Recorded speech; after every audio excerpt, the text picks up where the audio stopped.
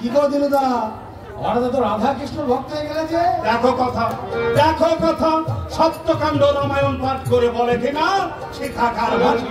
আরে আমি হলেন গিয়ে তোমাদের বিন্দে দুটি, আরে রাধে কৃষ্ণের ভক্ত আমি হবেননি, হবেন ফিরকের ভাব। আচ্ছা দিনুদা, বলছি তুমি যেমন আমাদের দুটি, আমাদের মতো বয়সে তোমার কোনো দুটি ছিল না? আমাদের কালে কি আর কৃষ্ণ লীলা করার সুযোগ পেত? কোন সমস্ত মেয়ের মুখের দিকে চেয়েছ, মরেছ।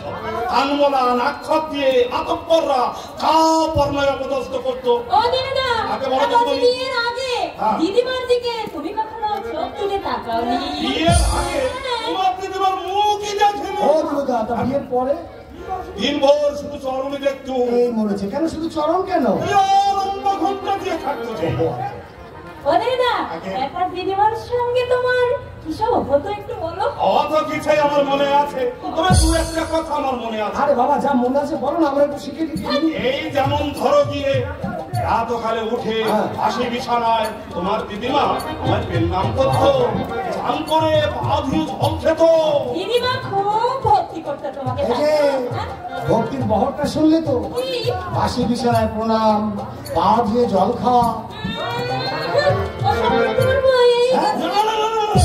এমন কথা বলো না কিন্তু বলি, অতির চেয়ে বড় এ জগতে সতীর আর কি আছে বলো? আচ্ছা দিনুদা, আমাদের বিয়ে হলে আরে সে কথা কি আর বলতে, আমি তো সেই দিনটার জন্য হাত উত্তেজ করে বসে রয়েছি।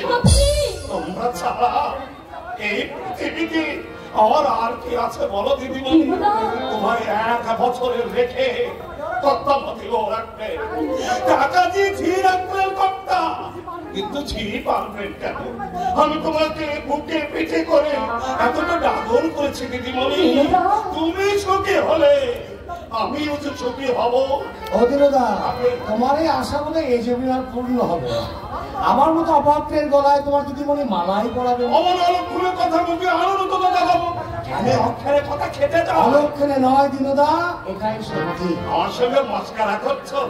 রোজ 10 বার দেখা হওয়ার পরও যারা চিরকুটে দেওয়া নেওয়া করে। বলছি আমাদের এই সমস্ত ব্যাপারে তুমি আমার কাউকে কিছু বলোনি তো? ভেবেছো ভেবেছো? এই তো সেদিন আমার হাতে চিরকুট দেখে কথা কি হলো? সেই কখন তোমাকে ডাকতে পাঠিয়েছে কর্তা? এতক্ষণ তুমি কেন বলোনি? যেগুলা মিলন দেখে আমি মোহিত হয়ে গেছিল যে বলবার ফসলুক পেলাম কই। চলো ঠিকই চলো আমার সঙ্গে। হ্যাঁ দিনুদা, তাই চলো, অনেক হয়েছে। দাঁড়াও যাচ্ছো কোথায়? কেন ডেকে পাচ্ছি সেটা তো বললে না। এমনি আমরা তো ভাবলাম কেউ তোমাকে আমার কাছ থেকে লুট করে নিয়ে যেতে এসেছে।